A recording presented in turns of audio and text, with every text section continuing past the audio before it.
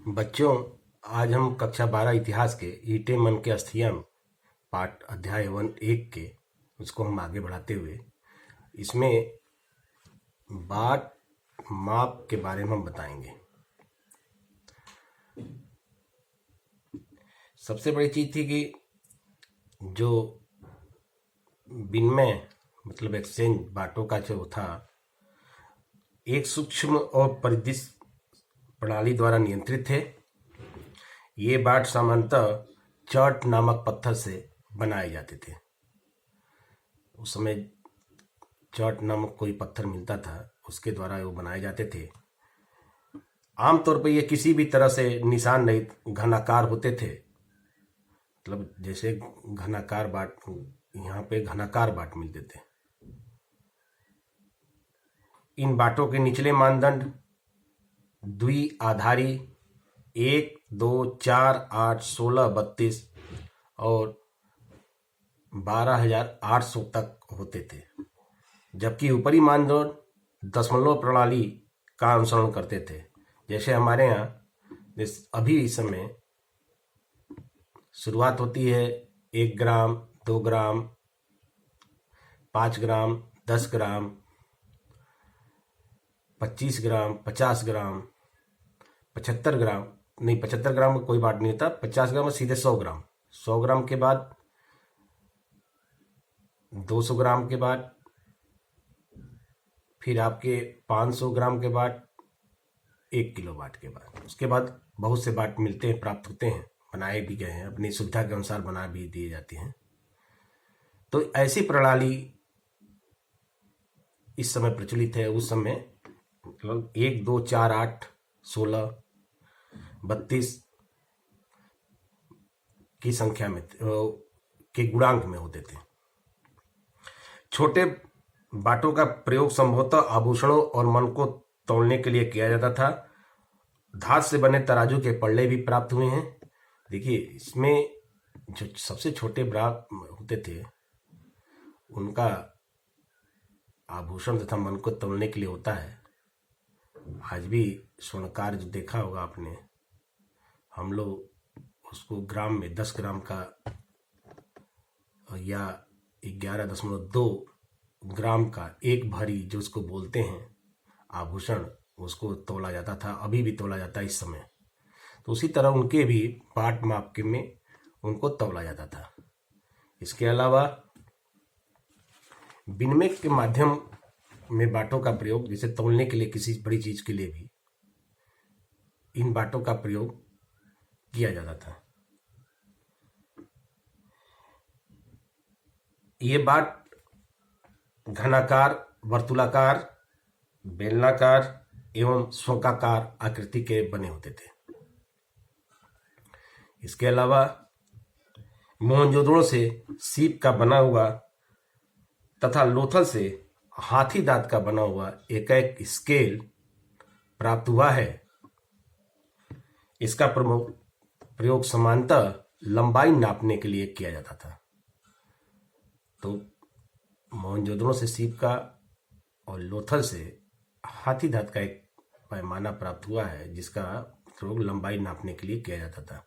जैसे हम लोग इसमें प्लास्टिक के स्केल, स्टील के स्केल, लोहे के स्केल, तमाम तरह की स्केलों का प्रयोग करते हैं, जिसके द्वारा यह बाट एवं पैमाने का नाप उस समय होता था। दूसरी चीज कि बाट विनिमय के साधन होते थे, इनके द्वारा नाप तोल किया जाता था। तो ये सिंधु घाटी की सभ्यता के बाट के बारे में था। इसके आगे हमारा है लिपि, मतलब अक्षर ज्ञान। सिंधु घाटी सभ्यता का अक्षर ज्ञान चित्रात्मक लिपि थी। यह लिपि दाईं से बाईं ओर लिखी जाती थी। मतलब आप समझ रहे हैं, हम लोग लिखते हैं परंपरागत तौर में बाएं से दाहिने तरफ, लेकिन ये लिपि जो लिखी गई थी दाहिने से बाईं तरफ लिखी गई थी। मतलब जैसे उर्दू के अक्षर दाहिने से बाएं तरफ लिखी जाती है, उसी तरह यह सिंधु घाटी की लिपि जो प्राप्त हुई है, सिंधु घाटी सभ्यता की लिपि जो प्राप्त हुई है, वह दाहिने से बाएं की तरफ प्राप्त हुई है।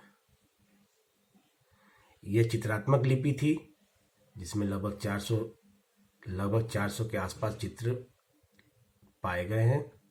लेकिन सबसे बड़ी चीज है, सभी कुछ हमने किया, लेकिन इस लिपि को हमने अभी तक पढ़ नहीं पाए हैं और न समझ पाए कि इस लिपि क्या अर्थ है। बहुत से इतिहासकार एवं पुरातत्वविद इस लिपि को पढ़ने के लिए प्रयास किया, लेकिन उनकी सफलता हाथ में नहीं आई। तो ये सबसे बड़ी लिपि थी। दूसरी चीज कि इस लिपि के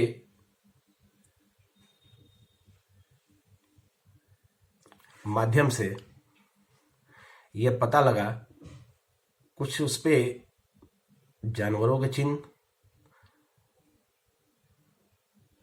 पालतू पशुओं के चिन्ह मिले हुए हैं, लेकिन वो चीजें कि इसका अर्थ क्यों बनाया गया, क्यों लिखा गया, दीवालों पे उकेरा गया और गीली मिट्टियों से पकाकर उस लिपि को लिखा गया, अभी तक उसको पुरातत्वविद और इतिहासकार इस चीज को समझ नहीं पाए हैं। ये सबसे बड़ी की रहस्यमयी लिपि अभी तक ये बनी हुई है और इस लिपि का अभी भी प्रयास है कि पढ़ने का प्रयास किया जा रहा है। जेम्स प्रिंसेप जो कि इतिहासकार थे और पुरातत्वविद थे और बहुत सी उन्होंने लिपियों को पढ़ने का प्रयास किया है और प्रयास उनका सफल भी था, लेकिन वो सिंधु घाटी की सभ्यता की जो लिपि थी उसको अभी तक वो उस पहेली को उन्होंने सुलझा नहीं पाए हैं। आगे बच्चों, अगले पाठ में हम इसी अध्याय में समाधान मतलब मरने के बाद कैसे मृतक संस्कार किया जाता था, उनके बारे में हम आपको बताएंगे। बच्चों, जो भी आपको इस चीज़ें वीडियो या PDF फाइल के द्वारा आपको जो भी चीज़ें करती हैं, उसको अपनी उत्तर पुस्तिकाओं में कापियों में लिखते चलें और उसको याद करते चलें। धन्यवाद।